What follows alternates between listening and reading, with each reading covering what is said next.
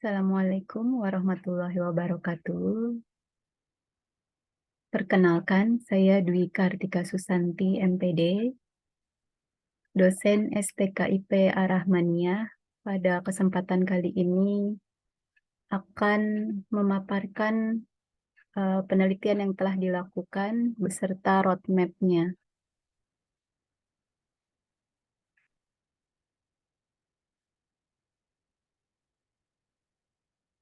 Penelitian dan publikasi ilmiah yang telah dilakukan.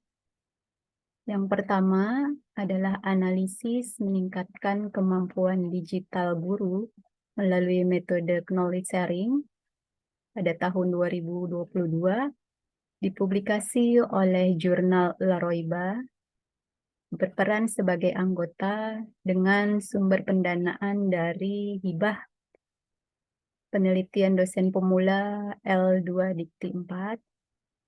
Kemudian yang kedua adalah analisis pembelajaran praktikum IPA terhadap motivasi belajar dan implikasinya pada masa pandemi COVID-19 tahun 2022. Publikasinya di jurnal Quagga, perannya sebagai ketua. Sumber pendanaan juga berdasarkan hibah penelitian dosen pemula L2 Dikti 4.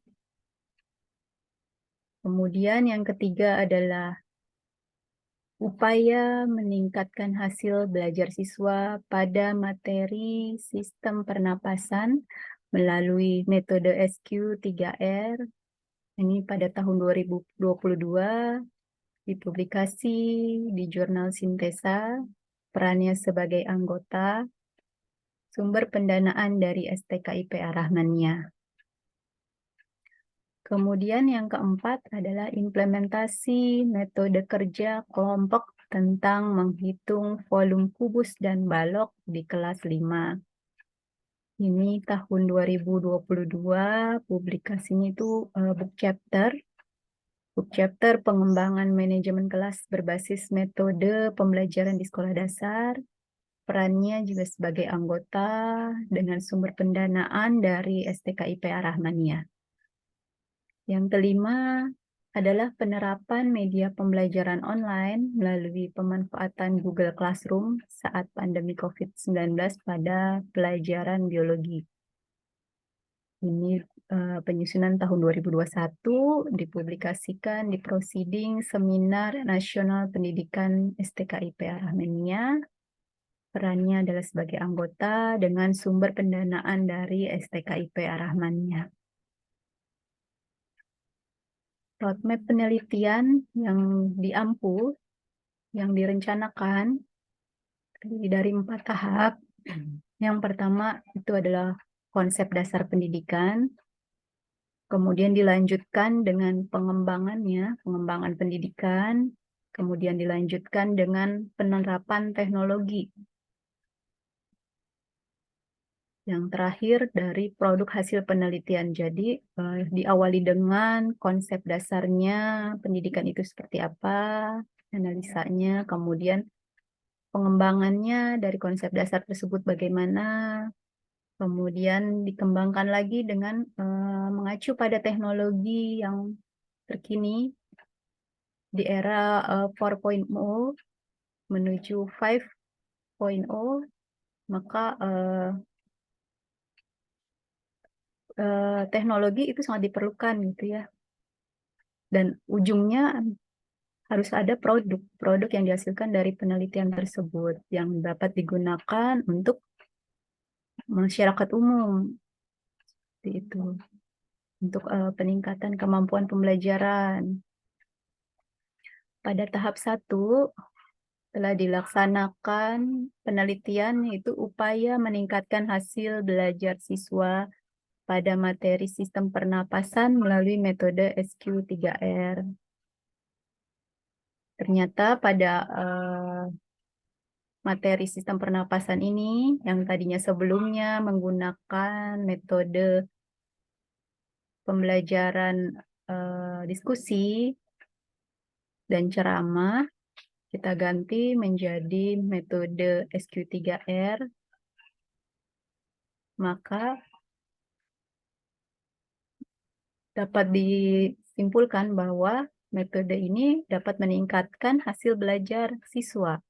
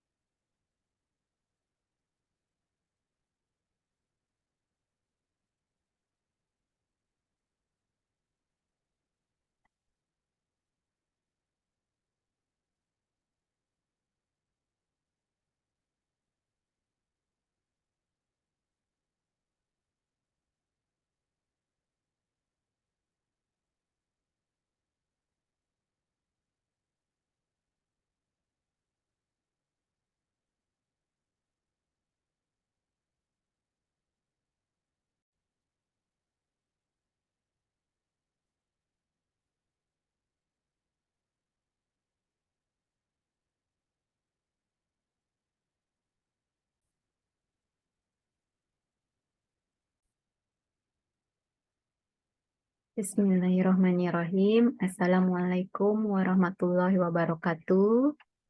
Perkenalkan, saya Dwi Kartika Susanti, dosen Sekolah Tinggi Keguruan Ilmu Pendidikan Ar-Rahmaniyah Depok. Mohon izin perkenankan saya untuk menyampaikan penelitian yang pernah dilakukan beserta roadmap-nya. Yang pertama adalah analisis meningkatkan kemampuan digital guru melalui metode knowledge sharing atau knowshare. Ini dilakukan pada tahun 2022 dengan publikasi di jurnal La Roiba dengan peran sebagai anggota dan sumber pendanaan dari penelitian dosen pemula L2 Dikti 4. Kemudian yang kedua adalah analisis pembelajaran praktikum IPA terhadap motivasi belajar dan implikasinya pada masa pandemi COVID-19. Ini penelitiannya dilakukan tahun 2021, namun publikasinya di tahun 2022 di jurnal Quagga. Perannya sebagai ketua, sumber pendanaan juga dari penelitian dosen pemula L2 Dikti 4. Kemudian yang ketiga adalah upaya meningkatkan hasil belajar siswa pada materi sistem pernapasan melalui metode survei, question, read, recall, dan review atau SQ3R. Ini juga tahun 2022 terbitkan di jurnal Sintesa. Perannya adalah sebagai anggota dengan sumber pendanaan dari STKIP Ar-Rahmaniyah. Untuk yang keempat, yaitu implementasi metode kerja kelompok tentang menghitung volume kubus dan balok di kelas 5.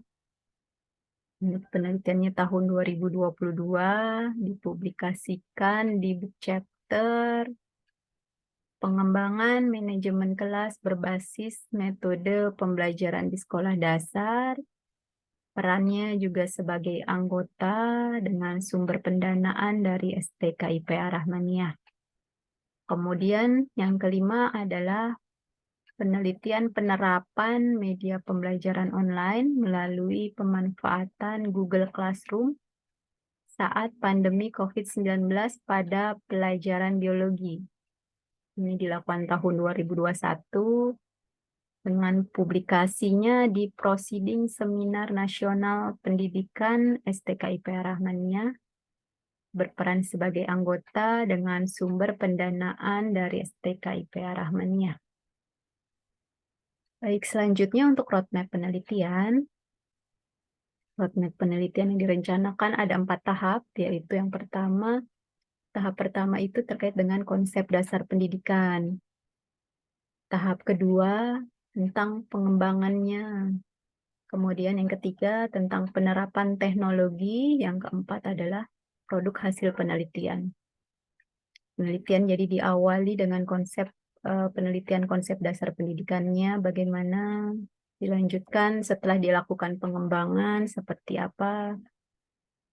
Kemudian masuk di penerapan teknologi sesuai dengan perkembangan zaman di era industri 4.0 ini menuju 5.0.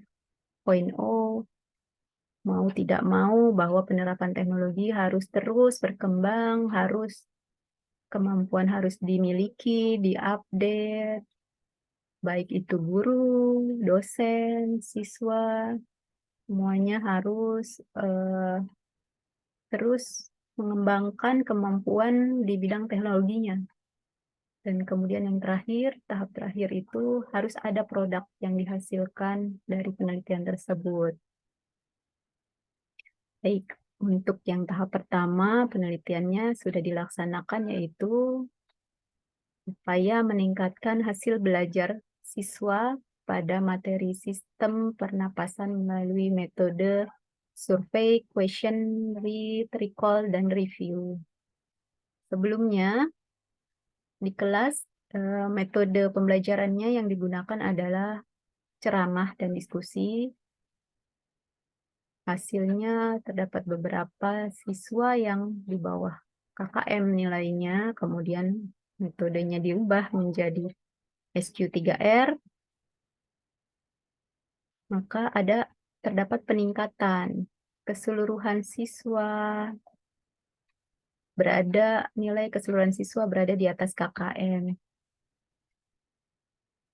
Metode survei, question read, recall, dan review ini ternyata mampu membuat peningkatan karena step by step-nya sudah jelas. Dimulai dari survei, bagaimana kemampuan siswa di awal, kemudian diberikan pertanyaan kepada siswa, siswa disuruh belajar, mempelajari, suruh membaca.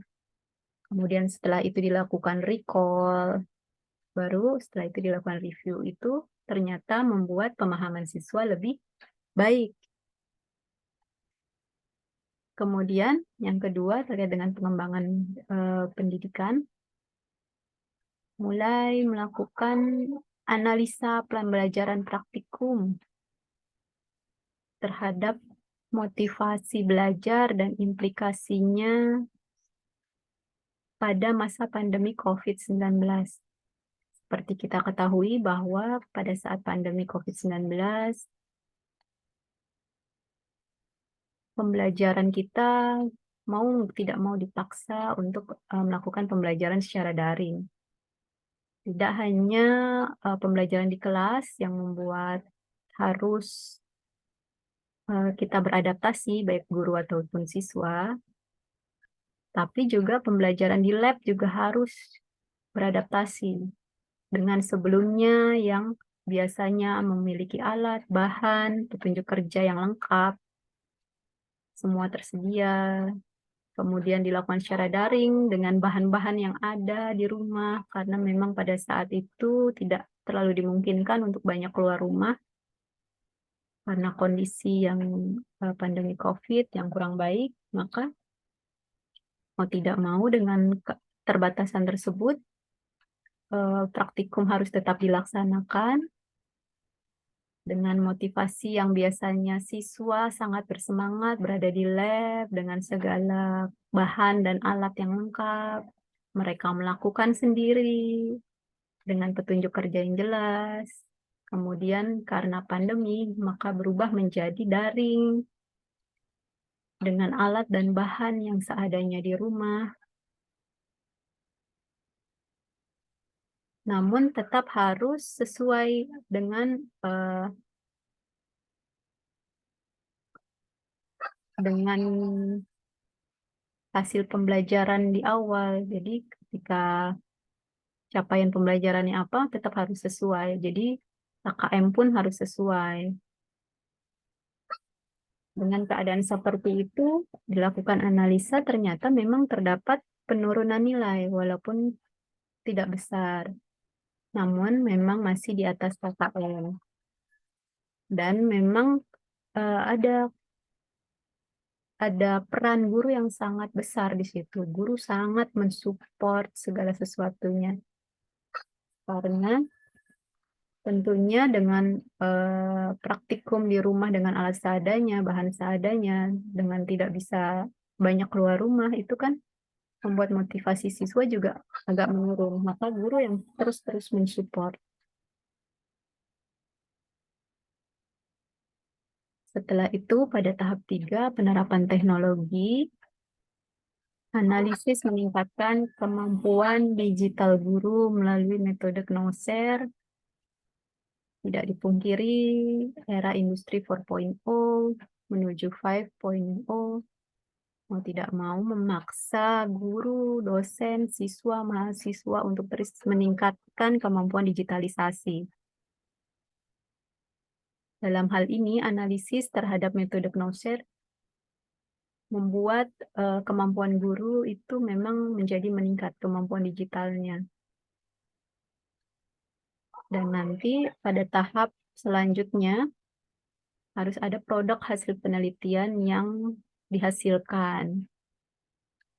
Untuk tahap 2 ini alhamdulillah mendapat pendanaan dari hibah penelitian dosen pemula Dikti, L2 Dikti 4. Kemudian tahap 3 penerapan teknologinya juga mendapatkan hibah dari penelitian dosen pemula L2 Dikti 4. Maka untuk selanjutnya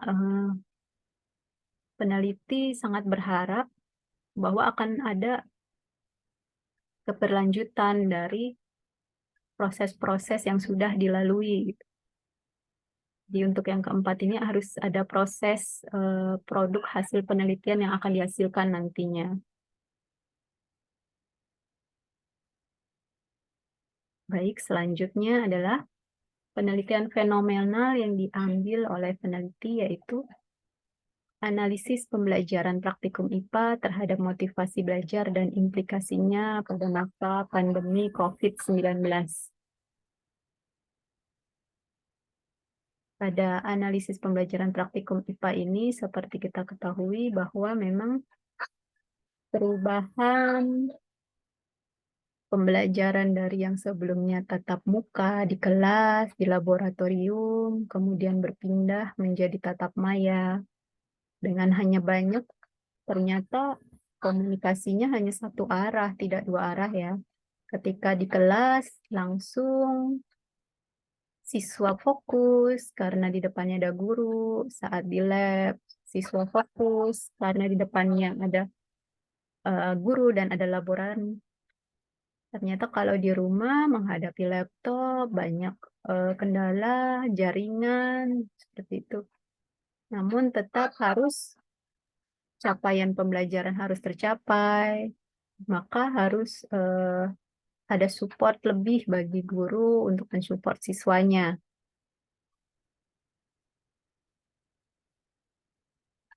Jurnal ini terbit tahun 2022, jadi penelitian ini adalah penelitian PDP tahun 2021, namun baru terbit di jurnalnya, jurnal Quaka ini di tahun 2022, dengan judul Analisis Praktikum IPA terhadap Motivasi Belajar dan Prestasi Belajar Siswa pada Masa Pandemi COVID-19, terbit pada Jurnal Pendidikan dan Biologi Quagga dengan web jurnal.uniku.ac.id. Kemudian metode penelitian yang diambil yaitu dengan pendekatan kuantitatif deskriptif dengan menggunakan uji statistik yang meliputi uji validitas, uji regresi, serta penjabaran deskriptif dalam bentuk tabel dan diagram. Mama warung ya.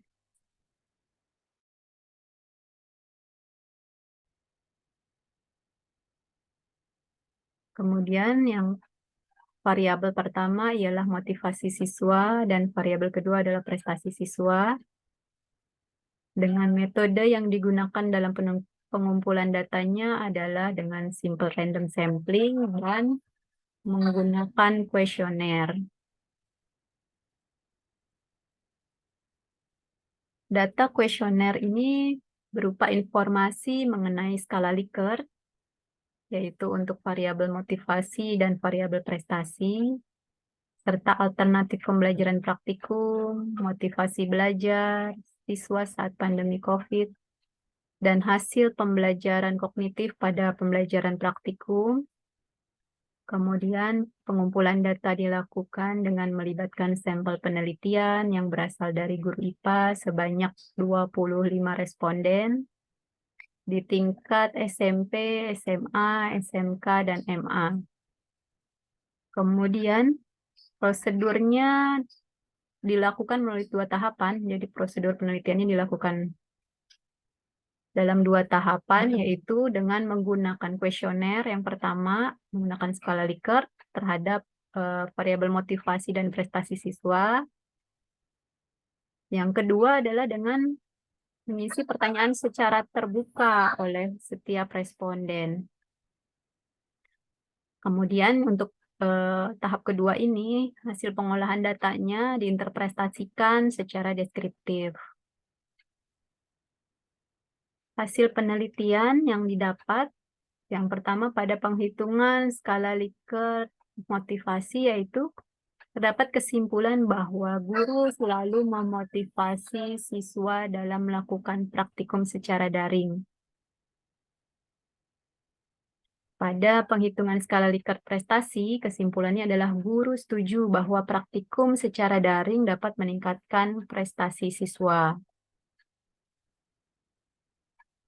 Hasil penelitian selanjutnya yaitu terdapat perbedaan nilai praktikum sebelum pandemi, yaitu saat offline dengan saat daring atau saat pandemi secara tatap muka maya, yaitu kecenderungan untuk penurunan nilai praktikum yang dilakukan secara daring dengan penurunan nilai yang memang relatif kecil, namun masih masuk ke dalam kriteria kelulusan pada KKM atau kriteria ketuntasan minimal. Kemudian sebenarnya guru juga telah berusaha seoptimal mungkin untuk dapat melakukan praktikum secara daring. Jadi memang guru membutuhkan effort lebih terhadap siswa agar siswa mengerti apa alat bahan yang dibutuhkan, petunjuknya secara jelas. Namun memang tidak dipungkiri banyak kendala yang dihadapi saat praktikum secara daring. Karena tidak adanya kontak langsung antara guru dan siswa, sehingga penyampaian bahan tahapan praktikum itu kurang terkontrol. Sehingga pada akhirnya siswa jadi kurang memahami.